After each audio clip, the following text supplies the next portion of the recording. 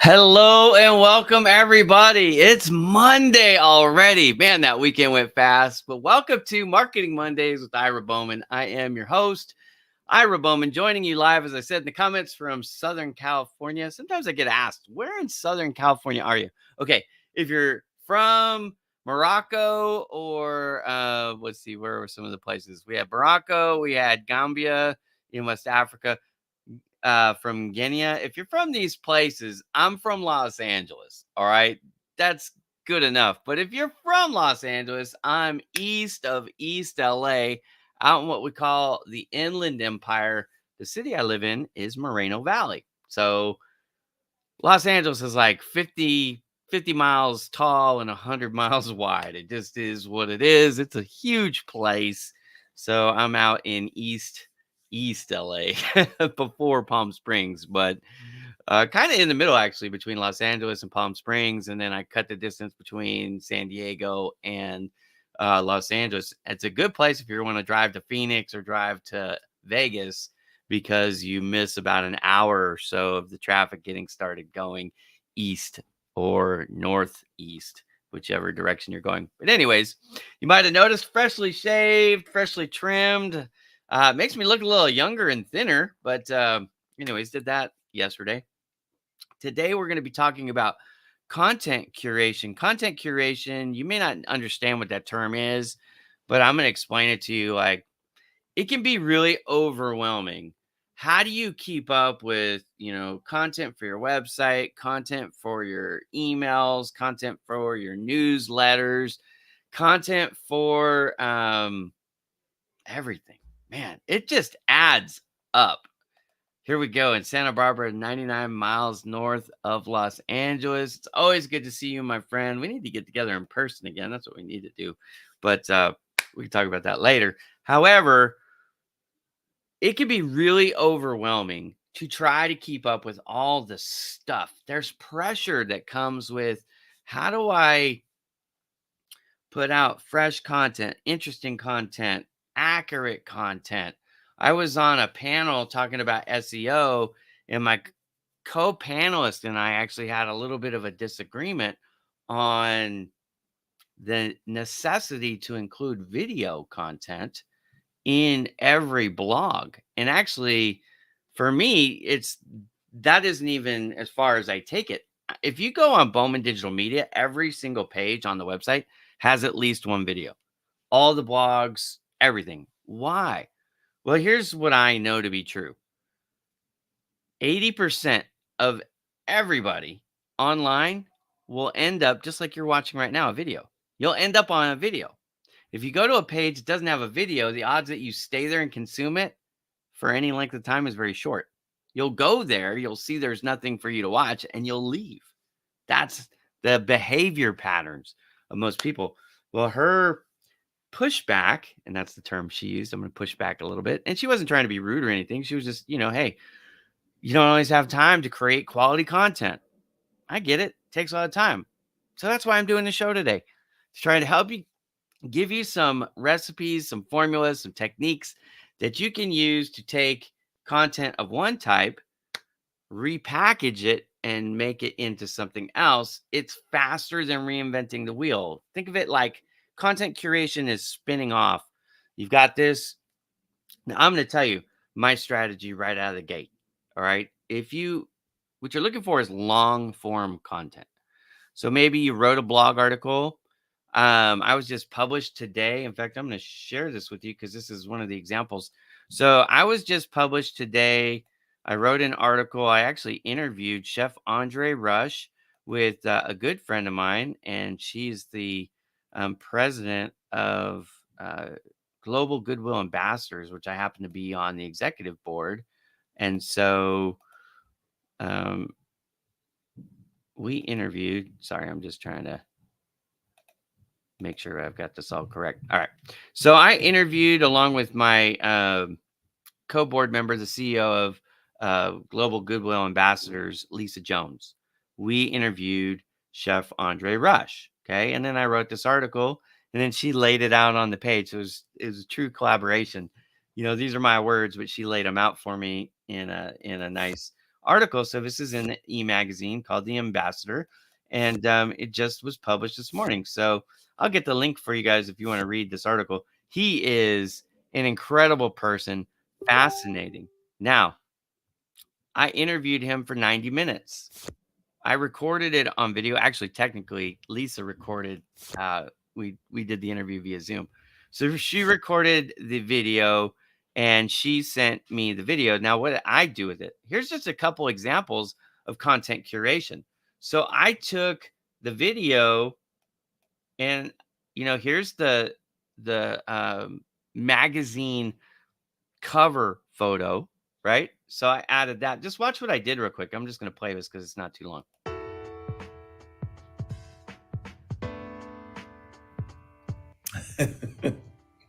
I actually have a question about that. He is extremely. Your resume is so impressive. I mean, look, I've known you for 5 years. I love you already. But I looked at your LinkedIn profile today just to prep a little bit for this interview. And I was like, holy crap, your resume is chock full of awesome, impressive stuff. Not are you only a chef, but the motivational speaking, you're an Army vet, 25-year Army vet, and an impressive career at that. You run a nonprofit. Why is it that of all your titles, that chef is the one that you cling to the most? Like, I mean, you obviously never work out. Look at you. I don't. Yeah. Right. I mean, you have so many things going for you. Like you can't say Chef Andre Rush is any one thing. You are unique in every space. It's curious to me, and I haven't read the book in full disclosure, so I'm a jackass, but forgive me. So I will read the book, but because I love to read. I read when I walk, by the way. So it'll be fun for me to read it. But I was just curious, like, the title is so catchy, and I've seen that on your LinkedIn profile and other social media profiles for a long time. I've seen it, but I never had the opportunity to ask you why chef over. Because chef was, it was funny because I just spoke to Ernest and Young. They were doing their closeout. And so they wanted me to come for 3 days and speak. And it was 50 minutes a day. And it was all the execs and all their senior, everyone, so forth. And they were very honest. They're like, hey, these guys have it all. They're smart asses. They know it alls. They're this, so forth. And I said, well, why me? Why do you want me to come? You know who I am. Yeah, I'm going to motivate you to get off your ass to do something. And you know what does it? It's like, I'm not a cookie cutter. I'm not going to wear a suit. I'm not going to wear a tie. I'm not going to PowerPoint you to death. I'm not going to X, Y, and Z. And they were like, Chef, we know what you do and how you do it. So it was, and I've done that for, Alliance, Charles Schwab's, all these other different people. But, going to top three and as I go through my career, I never even looked at it and thought of it. But when I got up there on stage, and I walked on and I said, hey, I'm not going to bore you with PowerPoints. And I said, I am the PowerPoint. I said, look at me, and I went over my whole entire uniform, and it had Army, Navy, Air Force, Marine, and Coast Guard, because Coast Guard was my underwear. So everybody laughed. You break the, my boots were Air Force, my arms were Marines, my jacket, my Bronze Star, all that. And so, but at the end of each one, I did something that was the most biggest hit out of all of them. That they said they did a push-up with me that nobody could do. Right. And the reason why we're my chef, and I call myself chef, and you see me in my chef, always because that's the one thing that people said I couldn't be. All right. On that. So why did I play that, right? Well, here's the point. We did the interview. I wrote the article. In fact, I'll just share my screen again so we can go back. So I wrote the article. It was 2,500 plus words that I wrote for this article. Okay. But inside the article, we've highlighted. Let me see if I can make this bigger. I'm just trying to make it. So here it is right here. See if I can make that just a little bit bigger somehow. I can. Okay, cool. So right here, of all the things, chef was the title people told me I could not be. That's where I got the inspiration to clip out where he actually answered that question.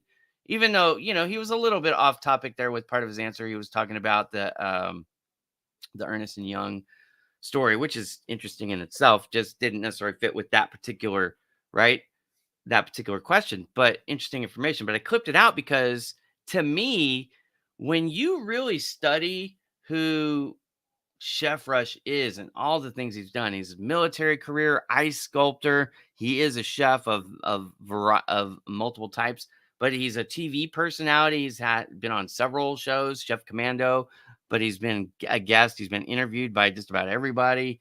He's a motivational speaker. He runs a nonprofit. I mean, this guy, his resume, like I even reference it in the story. I call him a modern day Renaissance man because truly he reminds me of one of those Renaissance men that just had so many talents, right?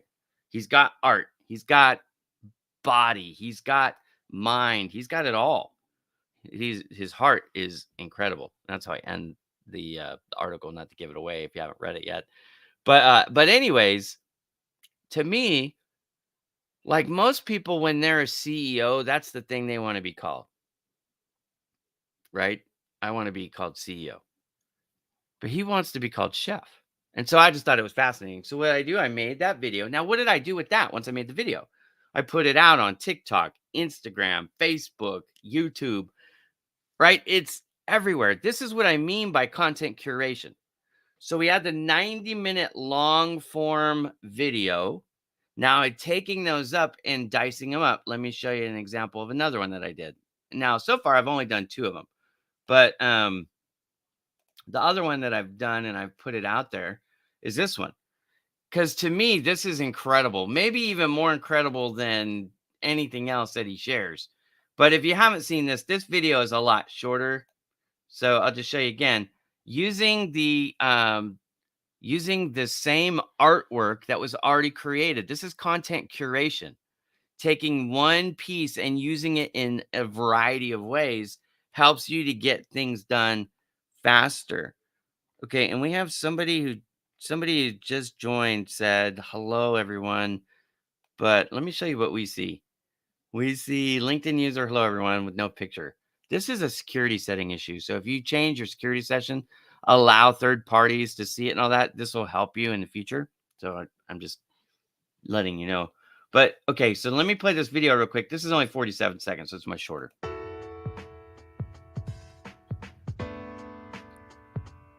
That's an insane amount of push-ups, Chef Rush. Well, no, not really. He doesn't think it's an insane amount. That's crazy. How long does it take the dude?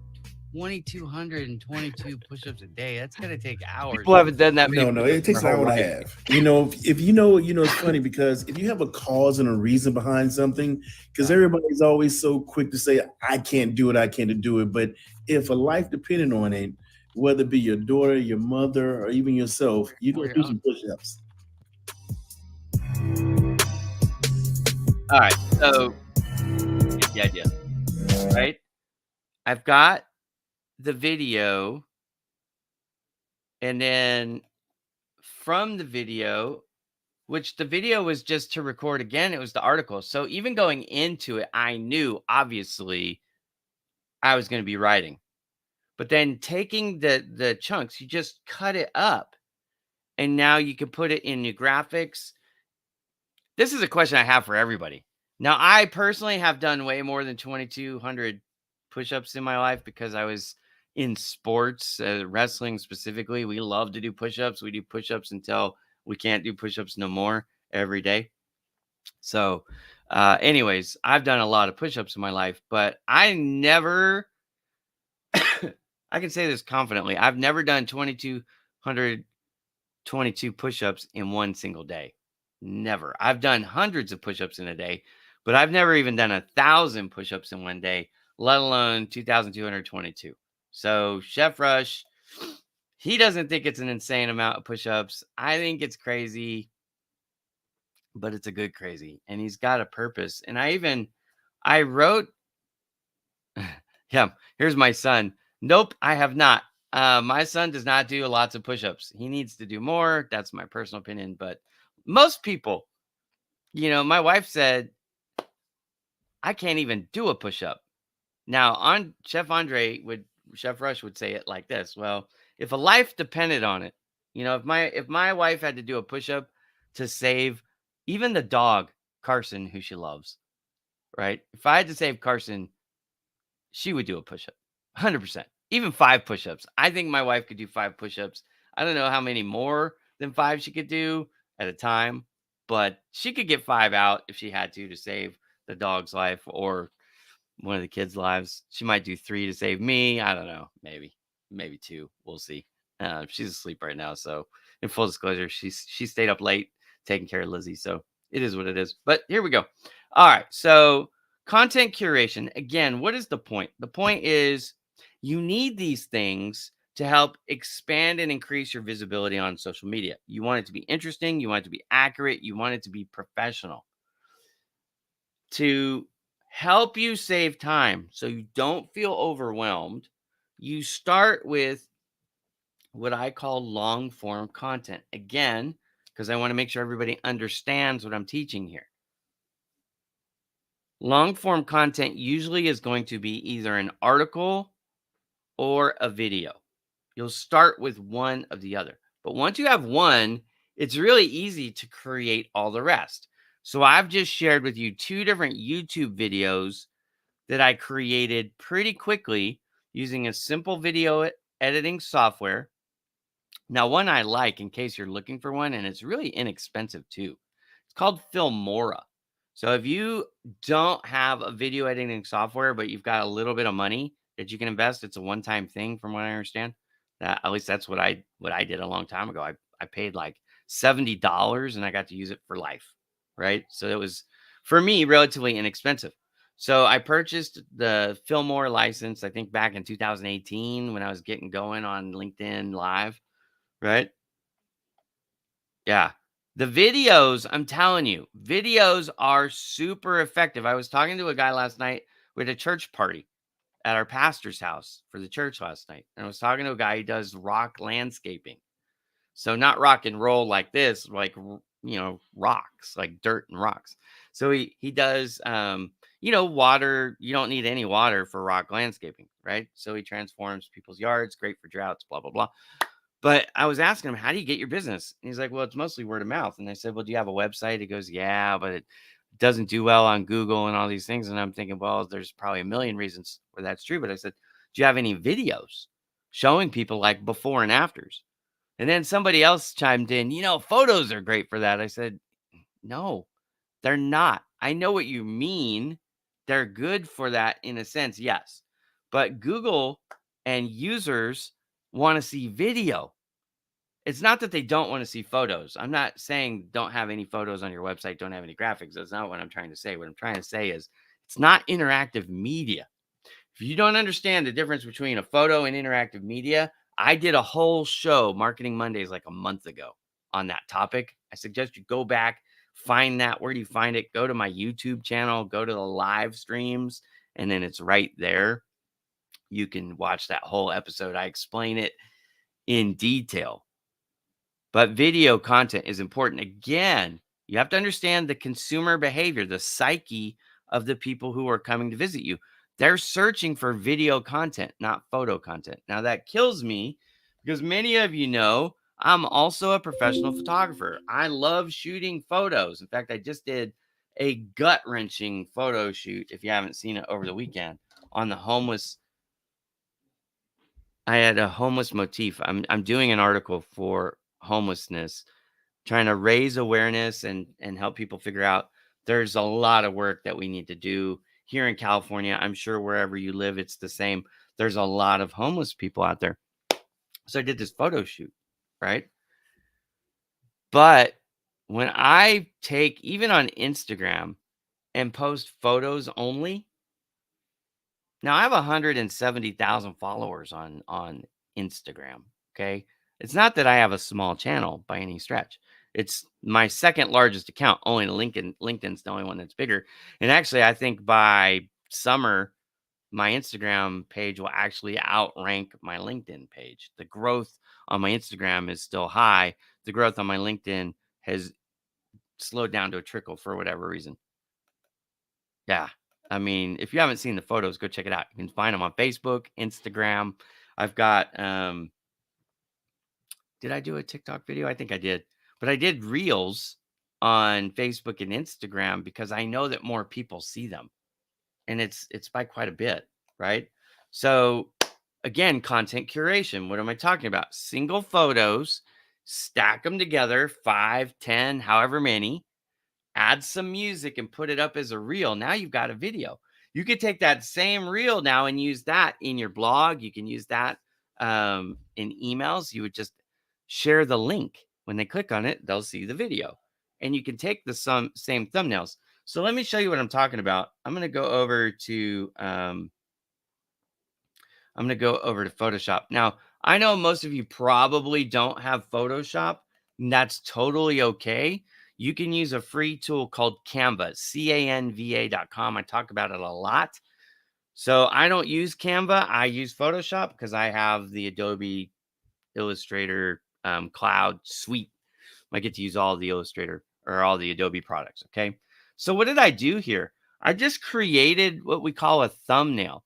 You want to set it up 1920 by 1080. That's the screen size. You set it up for that. And then you add that to the reel at the beginning. And so you can control what's on it. Now, what did I do here? So I've got Chef Rush. This is his logo. It's him in a pencil drawing. He's saluting because he's from the military. And then he's got his 2222 number, which is his 2,222 push-ups, but also it's the name of his nonprofit. 2222 Inc. is the name of his nonprofit. Okay, so I incorporated that. And then this is me, Ira Bowman, and this is Lisa Jones. This is, again, the video of us doing the interview. And then I added the logo for Bowman Digital Media and GGAF. Again, Global Goodwill Ambassadors Foundation. That's the nonprofit that I'm on the board. I'm actually the vice president of marketing for the GGAF, and Lisa Jones is the president of the organization. So we interviewed. Now, a lot of people don't necessarily know this, but if you go over to Chef Rush's profile, you see he's a member of the GGAF. That gave us access to him. And it's actually how I met him over 5 years ago. I met him when he joined, right? I was already a member. He joined. And so we got together at that time, and I've known Chef Rush ever since. But what am I talking about here? Just a little thumbnail. It might take you a minute, 2 minutes, 3 minutes, 10 minutes. I don't know. Depends on your yeah, here's another one. Final Cut Pro is amazing for video creation. There are a million resources out there, right? There's so many different resources out there. But you want to, and this was the pushback that I was getting from my co-host panelists on the SEO panel that I was on earlier this week on Thursday. Well, technically it was last week now, but anyways. So it was a SEO panel specifically designed for manufacturers, right? And I was saying that you want to have a video in everything that you do because the consumer behavior is so high.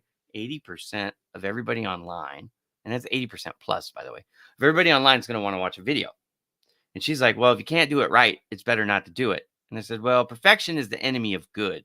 You can do a good job without a ton of effort, especially if you've already got a base video or a base blog, which I'm going to come back to that in a minute.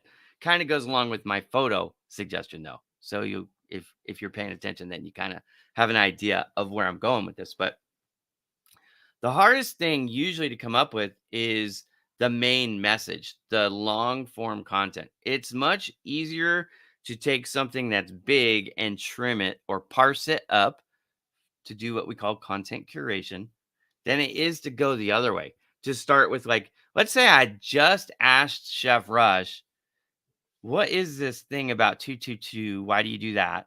And how long does it take you to do these push-ups? Right? If those were the only two questions I asked him, it would be really tough for me to create something long out of that because I would have to fabricate it. I would have to generate it. But when you start with long form content and you've got 2,500 words as your base to draw from, it's easy to clip out. And in fact, let me just show you what that looks like. So here in this article, hang on a second as I change my screen. Okay. So in this article that I wrote, I didn't tell Lisa Jones, who did the layout, where to insert the pictures and some of these call outs. She did that naturally. Like, it's obvious where some of this stuff should be done. Okay. So, I keep trying to share or click over from the wrong thing. But, saving lives via 222 push-ups, not your cookie cutter motivational speaker. These are moments in the interview that stood out. I put them as headings in the Word document that I submitted to Lisa, and then Lisa transformed it into this beautiful arrangement, right? But I ended the conclusion, one word to describe Chef Rush.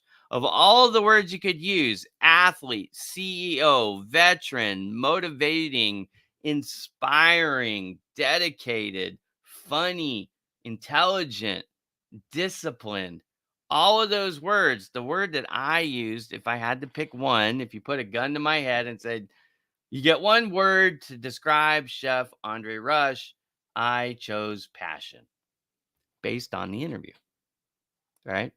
So I guarantee you at some point you're going to see some clip, some video, something post from Ira talking about the passionate Chef Rush, right? That's coming.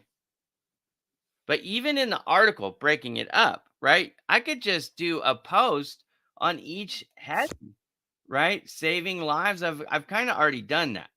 Not your cookie cutter motivational speaker. Haven't touched that one yet. Not in its own post. A big man with a bigger heart. He has 24-inch biceps. You could take both of my biceps and put them together, and basically it's the same size. My arms are 14 inches, just in full disclosure for anybody who's interested. So mine would be a little bigger if you put them both together. But if you put both of his together, that'd be 48 inches. So he still got me beat, right? This is a very provocative photo, right? He's a chef. He's holding a knife. He's thinking, right? That's why he's got the other finger like this. But I love it, especially once you get to know part of what his whole mission is to help veterans prevent them from committing suicide. The number 22, as it turns out, for veterans is 22 veterans a day. I'm talking about United States veterans. Unfortunately, commit suicide. They take their own life. It's an epidemic. It really is. It's the saddest thing. And so he's doing these push-ups. I get to that in the interview. You can read the article and he talks about it, but he's like, I do push-ups for those who can't. And I did the math. He's doing 101 push-ups per day each for every single veteran who commits suicide on average, right? There are some days where it's more, some days where it's less, but on average, it's 22. He does 101 for every 22 of them. That's how you get 22, right? So certainly I'll be writing about that. The chef's kiss. I'm going to explain what that is for people who don't know. That's when they eat a meal and they go, mwah, like that. That's a mwah. That's the chef's kiss. I could easily write content about that. Now, he didn't do that on video. So I would have to use something else. I could use a picture of him or, maybe there's a video out there about it. But, there's all these kinds of things. Call me chef, damn it. Well, we kind of covered that already in one of the videos. But there are other things too. It doesn't have to be a video. It could just be a post with a picture. It could be a couple of pictures that rotate through like a slide deck. There's so many ways to do content curation. But like I said, if your default mode is to think about videos, you're on the right track because you can use them so many other ways. How else can you use them? Let me show you. All right. So in Bowman Digital Media's blog, right, I have all kinds of articles. If you go through, I always have a video in all my blogs. So now this one, I took a photo that I did this photo shoot, I think back in January of 2023, right? So it's relatively new, but it's a stock photo for Ira. I've got thousands of stock photos of Ira, believe it or not, right? So I'm like, okay, give me the thumbs up, because if you're doing on-page SEO optimization, you are ranking higher on Google. This whole article, I talk about how to do that, by the way. So, if you're looking for it, go find it. I'll show you the cover again. I think it's like 3 back. If you go to Bowman Digital Media blog and then, SEO on-page SEO optimization techniques. Now, I say for Moreno Valley because I live there and I want to rank first on Google in Moreno Valley, which I do. Well, Bowman Digital Media does, right? But this is one of the reasons why, because we're good at on-page SEO optimization. Having videos is great for on-page optimization because as soon as they click play, as soon Are as you they do curious that, about Google knows on they're still there. That validates that they're still there. That's important to Google for the success of Google, because Google wants to send people to popular websites that answer the question that people are asking, right? How do I rank higher on Google is a very popular question. So I've got an in-depth article here. It's over 1,500 words. That's not by mistake, by the way. It's got all this data. It's what we call Yoast flushability, ease of reading score is through the roof, right? So I teach you all about how to rank higher on Google in a variety of ways in detail. Okay. And then I've got this here down at the bottom. Why is this here? Is it an accident? No, it's not. If you want help implementing SEO, right, here's a link to one of my other web pages. Fill this thing out, send it to me, and then that lets me know you want an appointment. That is also interactive media, because if they fill that out the submit button, again, Google knows they're still there. When they're scrolling, that I getting on-page engagement time. All of these things add up. But that's just one example of content curation.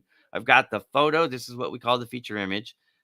Then I've got the video. Then down at the bottom, I've got the contact form. Let me show you other ones. Okay. So again, if you want the blog, about blog, you can use all kinds of different things. So in this one, what I did is I used a photo. Okay. Just a little interest, add a little something, some spice.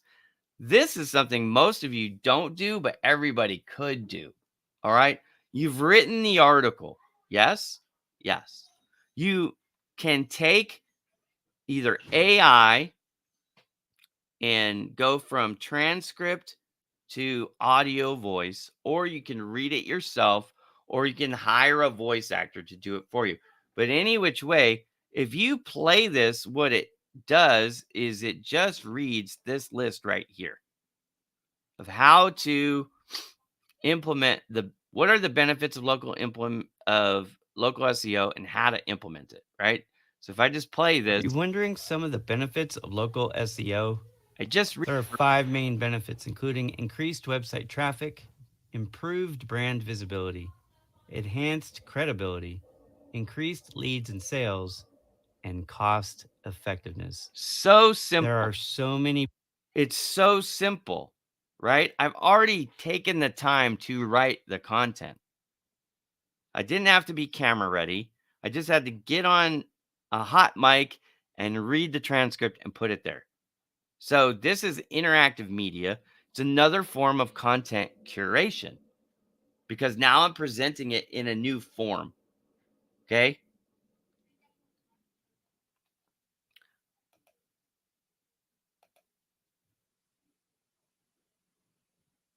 Yeah.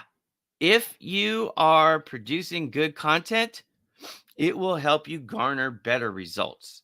Now, there's 2 ways to think about this. So I'm going to come over here for just a second. I'm going to show you more examples of how to do content curation in just a moment. Okay. We still got 24 minutes. We're doing fine for time. There are 2 main audiences that you need to consider. Okay. The first one is Google, or let's call it the artificial intelligence. There is the artificial intelligence audience that includes primarily Google, but also Bing and also like the algorithm of whatever platform you're on. So there's the artificial intelligence, okay? And then there's the human being. Both are extremely important to your overall success.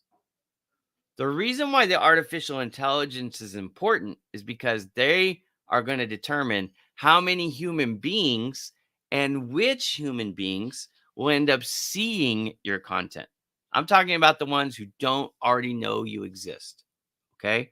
So if you're looking to draw more people who should be interested in your content, we call that the ICP, acronym standing for Ideal Client Profile. So let me just write that down in case it's an extremely important acronym to know. Okay. So when the artificial intelligence gets to know who your ICP is, your ideal client profile, and you're telling them, you're training them through the content that you create. I'm looking for personally at Bowman Digital Media, small business owners in the service-based industry. So music teachers fall into that category, chefs fall into that category, accountants, lawyers, people who run like HVAC companies, so heating, vacuuming, and air conditioning type companies, architects, anybody that their main product is a service, right? It could be they're teaching them something, they're doing something for them. Virtual assistant companies, other marketing firms, they hire me to help increase their visibility online. Why? Because we're really good at it. So I'm looking for people who want to be found in droves, and then they're going to provide a service of some kind to the client. Could be business to business, could be business to consumer. For me, it doesn't matter. But I'm looking for service based companies, small companies usually. Why? They don't typically have a marketing department.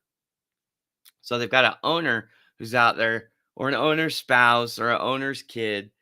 Somebody in the family is trying to handle the marketing, and they do a yeoman's job with what they know, but they don't have all the tools, resources, or experience that I do to reach. And then of course, they don't have the social media reach that I have either. But those are just some of the advantages. So I know I can make a giant impact for those folks. And we do it for relatively affordable rates here in the United States.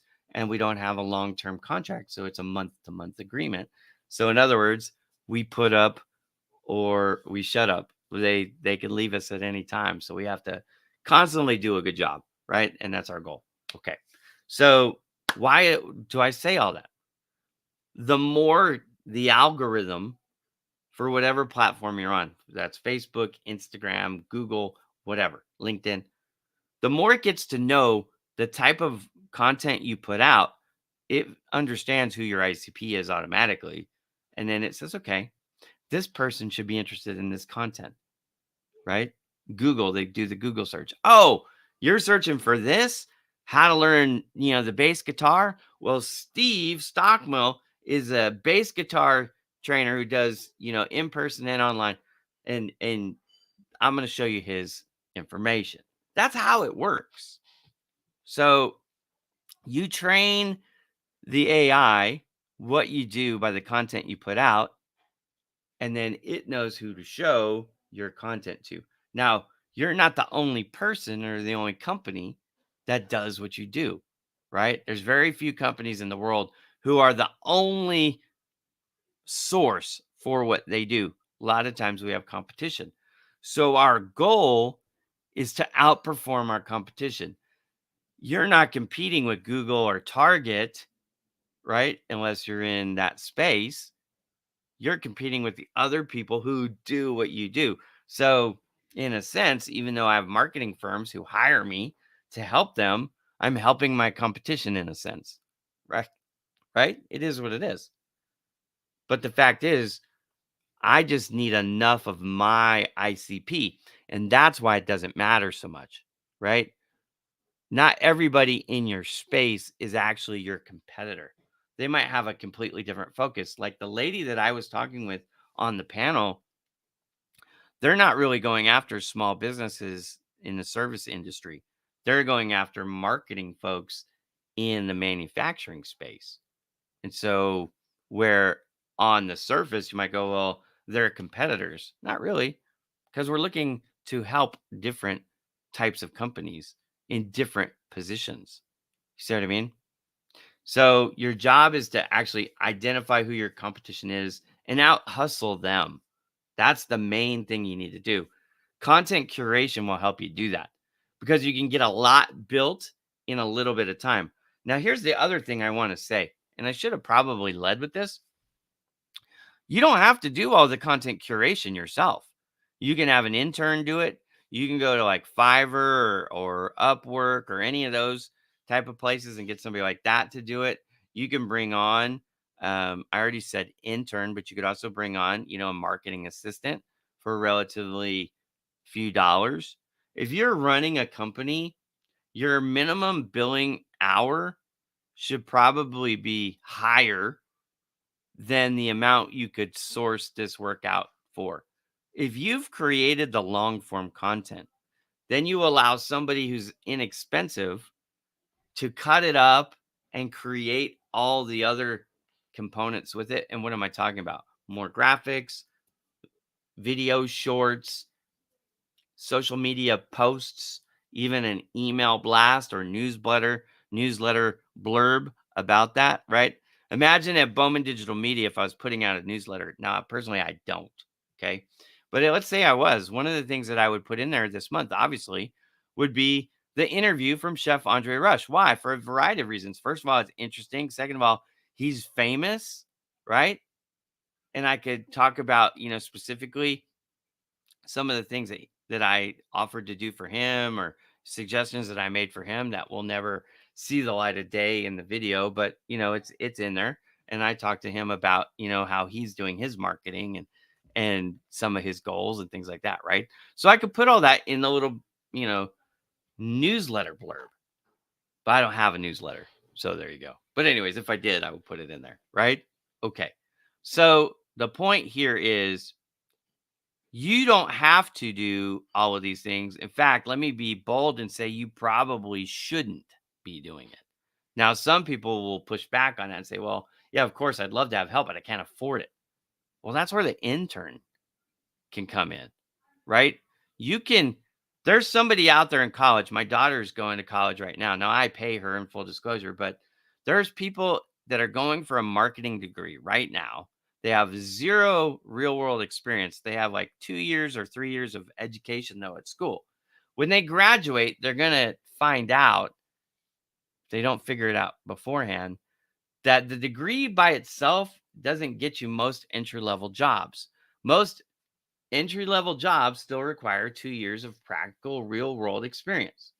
So if you know somebody who's going to school for a marketing degree and they've never done an internship yet, they don't have any real world experience yet, you can say, hey, I'd love to have you as an intern for my little company. We don't pay, but you get the experience added to your resume, and we don't expect a lot of work. Maybe you just have them do 5 to 10 hours worth of work a week, something very simple. It's just like an extra class load for them. But on their resume, when they graduate, if you can catch them as a junior, they work for you for 2 years that way, right? 5 to 10 hours a week, no pay, trading time for experience. And you can give them a referral and they can list it on their resume. I was an intern for the last 2 years, right? Merry Christmas to you, my friend. I hope you guys both have a very wonderful holiday season. Love you guys to pieces. Thanks for all you do. All right. So if you're saying, I run a small business, I'm broke, I can't afford to get help, there's a suggestion for you, a way that you can get the help. Internship. Trade somebody a little bit of their time for the experience that they get to put on their resume. And then allow them to take the stuff that you created once and break it up into a multiplicity of content. We call that content curation. And then use that. Emails, social media posts, content for your blog, content for your website, right? You can populate everything. So what are some more examples? Let me show you some more examples. All right. So one of the things, again, audio files, you can transcribe, or I'm sorry, you can make an audio, you can read the words that you've already written. Doesn't take hardly any time. This one took me like 30 seconds because all I had to do is read what I wrote. And as soon as I was done, insert the audio file into the blog, which, okay, so maybe that took 2 minutes. So I've got 2.5 minutes in, but I've got this extra piece of what we call interactive media. Because again, once they click on it, Google knows they're there and tracks that as a valid interaction between the end user or the site visitor and the content on the page. Just like if they scroll, they watch a video, it all helps. Now remember, you can do photos, and I've added a photo here, but this doesn't count as interactive media. Why? Because if I click on this, nothing happens, right? So let me show you some more interactive media. But this is content curation because I didn't have, right? I wrote this article. I didn't have this graphic. I made this graphic. But then when I posted this graphic on as a social media post, I added the link to the blog. And to Mariella's point earlier, right? As you taught me, correct, content creation creates results. Yes, this photo as a social media post with a link to my blog brought people from wherever they were on social media, whether that was LinkedIn or Instagram or wherever, and it drew them over to my website, to this blog specifically. That's the results that we're talking about. Okay. Every single person that comes to your website and consumes content on your website is helping you increase your overall authority ranking on Google, which is important because that's the more authority you get, the higher up the rankings you will climb. They call that SERP. SERP is search engines results page. The higher you go on SERP, the more you're going to be found. You want to be in the top 3 positions, 1, 2, or 3 on the first page of Google. That's where you really want to be because that's where the lion's share, that's where the bulk of volume from Google will come from. Organic rankings, position 1, 2, or 3 on page 1. That is where you're going to make your money. Okay. So again, more examples of interactive media content curation. Okay, let me go to this one. I have a lot in this one. All right. So you have your featured image first, but then you come down here. You have something called, now I call this accordion. Some people call this toggle, whichever you want to call it. When you click on it, it expands. Okay. Now this is great because every click I get credit for something. I love these. Okay. I didn't have to come up with graphics. I didn't have to make a video. I just took the information that I wrote and presented it in a different way. This is interactive media, but it is also content creation. Now, here is an example. Instead of just showing 4 or 5 pictures as JPEGs, again, not interactive media, not a video. I know people want to watch videos. So I just took 5 photos and made like a slideshow, but instead of putting it in as a PowerPoint, I put it in as a video, an MP4 file. It's a 10-second MP4 file. But people will click it, they'll see it, SEO impact, organic search traffic, lead generation, sales revenue, return on investment. I'm telling people how they should be measuring the impact of SEO on their actual sales. Those are the things, and they're right here. They should be measuring how much organic search traffic is coming month over month, how many leads they're getting, the sales, overall sales that are generated from their SEO, and what's the return on investment. In other words, if you spent $1,000 a month on SEO, how much money is coming back on top of the 1,000 that you're spending. That's your return on investment. Okay. So those are just some ideas. But now to take it even another step further, I don't have a video in this yet. So I'm going to take the content, I'll read it on camera, and then I will add a feature image, which I'll probably just use this one, right? And I might put my picture on it or something like that, just change it a little bit. That'll be my thumbnail, and then I'll insert it in here. Now, the other thing I haven't talked about that actually I do want to talk about, you want to make sure that your website is mobile friendly.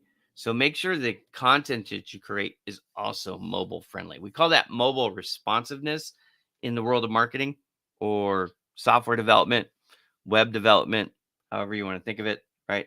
But make sure it's mobile friendly content. So because I already have this article, right, I could do a couple things.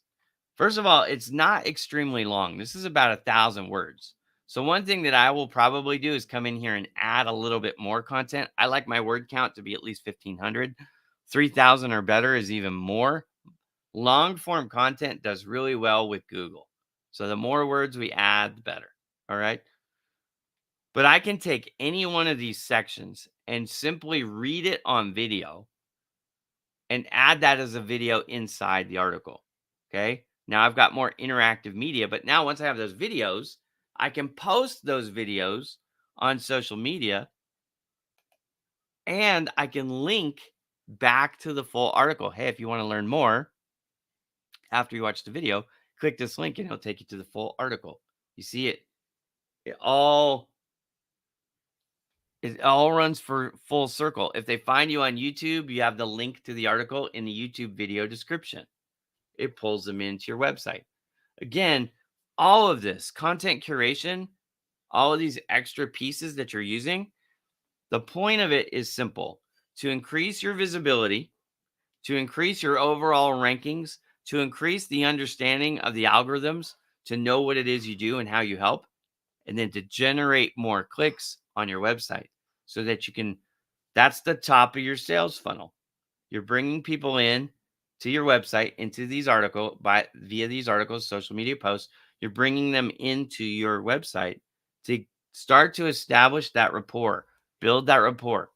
Once they've read your content, seen your content, they should start to know who you are, like you, and get to trust that you're an expert. We call it SME, subject matter expert. I'm an SME on social media and on SEO. Those are two of the things that I'm a subject matter expert on. So I want people to consume my content because they don't have to take that at face value. That sounds a little cocky, maybe, right? Doesn't sound very humble. Oh, you're an SME. Who says, right? Read my content. You'll see. I'll prove it. And the results that we generate for our clients. We take people onto the first page of Google all the time. We help them build their domain rankings. I've got a client of mine. He's a friend of mine too, but he's a client. We took him to an Ahrefs ranking into the 70s. When we started, he was in the 30s. Went from the 30s. He's now in the 70s, high 70s. He ranks of the 1.1 billion websites, 1.1 billion websites on the planet right now. He ranks in the top 80,000 websites, top 80,000 of 1.1 billion. That's crazy. Now, where did he rank before we started helping him? I think it was like 4.5 million, if I remember right, something like that. Anyways, he was not in the top 1 million. Now he's in the top 80,000 of 1.1 billion websites out there. That's the kind of work that we do, right? And we help people like that all the time. So I want people to consume my content. I need to give them, because of the way algorithms work, in case you're not familiar with this, it picks and chooses. It selects what it is that you see or what others see. So you have to give the algorithm enough ammunition because it's not going to show everybody everything. It shows very few people your actual, like, I don't know if you just assume when you put up a post, everybody you're connected to or all your followers or all your subscribers see everything. They don't. They see very little of what you put up. Every algorithm pretty much starts with a test. So you put up a post, whether that's video, photo, reel, whatever it is, you put it out there. It shows a select few, they call it the test audience, and they gauge the response of the test audience. And then they decide one of two things. It's not successful. I'm not showing any more people. Why? Because they're trying to sell advertising. That's why, right? It's a money proposition for them. You give them content so they can sell advertising. That's social media, folks, for real. Okay. They collect all your data so they know what ads to show you. But when you create content, they're using it as a vehicle to sell advertising. That's what they're doing. Okay. So that's the trait. However, when the post goes out to the test, if it responds well, if it does well, then they will increase the number of people who see it. They're going to put it in the feed of more people. That's how it really works. Now, after that is done, again, same two options. Performed well. Okay, let's continue to build the audience size. And this is how things go viral. It does well, it does well, it does well. And they just keep opening it up, opening it up, opening it up. As soon as it doesn't do well, however far it gets, then it will effectively be put to bed and nobody's going to see it unless they go to your page and review all your posts, which not many people consume social media that way. That's not their behavior. I happen to do it that way. I do a lot of things that most people don't do. I save my friends' profiles as bookmarks on social media, and I go and, like Mariella, I'll go check out some of her stuff. And you might notice you'll get like a ton of likes from me all at one time. That's because I just went to your page. I didn't go to the post, I went to the page. But most people don't do it that way. So you have to learn how to perform in the way that the algorithms like, because the consumer behavior patterns of the individuals pretty much are: open a platform, search the feed, don't see what I want, okay, I'm going to go to another platform, or I see what I want, okay, I'm going to spend some time consuming this content, whatever it shows me, right? This is why I'll get messages from people. Hey, are you even on LinkedIn anymore? And I'm like, yeah, I post every day. They're like, I never see your posts. I'm like, it's because your algorithm doesn't think you're interested in what I have to say. That's it. You can train the algorithm. Go to my posts every day. Go to my profile, read my posts, make comments, like them. Do that a couple days in a row, and your feed will start showing you my posts naturally, right? You're just training the algorithm. All right. By way of review, I haven't gotten any questions. By the way, if you have a question for the show, feel free to put it in anytime. Mariella always gets her questions answered because she knows to ask the questions in the comments. All right. But to recap, this whole show has been about content curation. What is it? Simply defined, it's taking one piece of content and breaking it up and using it as a variety of other things. So my suggestion is you start with what I call long form content. It's like a long article, like I did with the Chef Rush piece, 2,500 words in that case. Now I've already put out several social media posts. Now it's published magazine article. It's also several videos, and I can use that and break it up into even more pieces because it's 2,500 words and it's a 90-minute video. So I can take that video, I can take that article, and I can break it up, and I can make other graphics out of it. I can make smaller videos out of the long video. I can do audio transcripts. I can do some of that toggle content that I was showing you. I can do all kinds of things. I can use them for emails. I can use them for posts. I can use them for newsletter. I could use them for website content. You can get a lot of mileage out of one long form content. Now, another suggestion that I made, because a lot of you are busy or your minimum billing hour is higher than what you could afford to hire somebody to split this content up for you. So again, one of my advanced suggestions here is get a marketing intern or get somebody that's, a virtual assistant. Go to Upwork, go to Fiverr, find a virtual assistant, hire somebody like Bowman Digital Media. We could do it for you too. We're not the least expensive option, but we are an option. We could do it for you. But content curation helps you create a lot of content in a relatively short amount of time. You post it, you put it out there. All of it is designed to help you capture the attention. Remember, you have two audiences. We talked about that today. There's the artificial intelligence audience, Google bots, any platform you're on, the algorithm, specifically those two things. You want to catch their attention. Train them on what you do. Train them on who your audience is by the content you create. And once they have it and they start putting it in front of the right people, now you have the other half of the audience, which is your human audience. And we talked about this ICP, which is an acronym for Ideal Client Profile. You want to get your content in front of them and you want to draw them in ultimately to your website. You might start on the platform. So let's say we're on LinkedIn. You make a LinkedIn post. They see it. Great. You have a link to your website that takes them over to the blog or takes them over to the homepage or the landing page, whichever page, right? You draw them in. That's where you really want them, right? You're building a relationship. You're educating, you're entertaining, and every post should do one or the other at least. Sometimes you can do both. My article on Chef Rush is mainly entertainment, but there is some information in there about the 22 vets a day, right? The problem with vet suicide is at what I would consider an epidemic level. And most people that aren't veterans have never even heard of this thing. So if you ever see anything with the 22 in it, especially if it has the word vet, it's referring to suicide. And that's how many, US American, of course, that's how many United States veterans, unfortunately, tragically, commit suicide every single day. That's the average.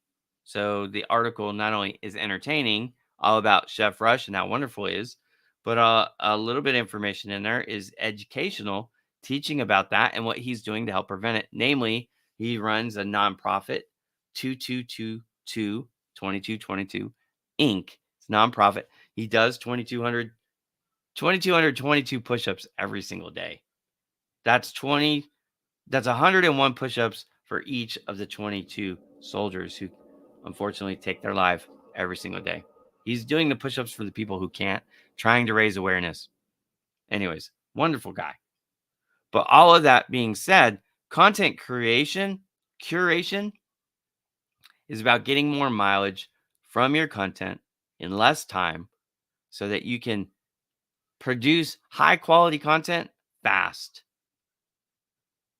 Insert it into all your blogs. The premise of the show was somebody told me on a panel they don't have time to create high quality videos for every single blog because they're doing 4 to 6 blogs a month. And I thought, it's easy to make videos from the article you write. It's super simple. Get on Zoom and just read part of it. Read a paragraph. That can go in. That's a video. You can do a slide deck, right? They are working with manufacturers specifically. I'm like, anything that you write about, you probably have product photos.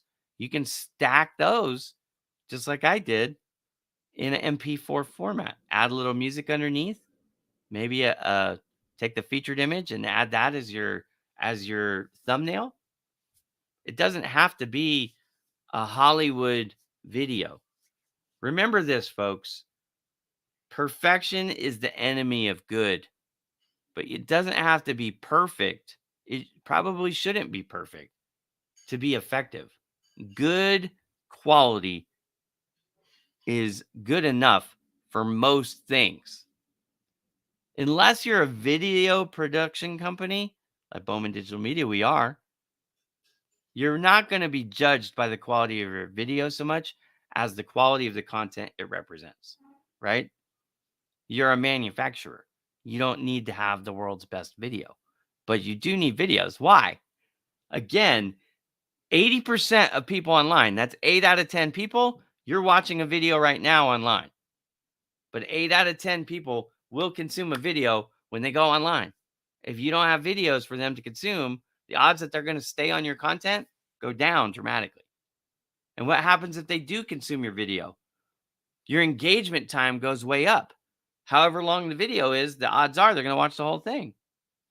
I've had people watching this for 1 hour and 7 minutes. But I'm going to put this on my website. And there are people who didn't watch it live who will watch it on my website. They'll watch the whole show. My user engagement will go up by 1 hour and 7 minutes, as opposed to like the average view on a website, let's say 45 seconds to be kind.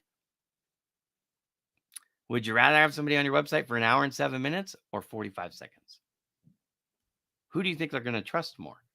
The person that they stayed on for 45 seconds or the person that stayed on for over 1 hour? You see what I mean? There's a whole lot of mythology that I haven't even touched on in this video, but trust me, it's all chessboarded out. 30,000 foot view, micro view, and every view in between. My name is Ira Bowman. Thank you so much for watching. I hope you join me next week. If you have a suggestion for next week's show, I don't have the topic selected yet. But if you have a suggestion for next week's show, put them in the comments, whether it's live or later, I'll catch it.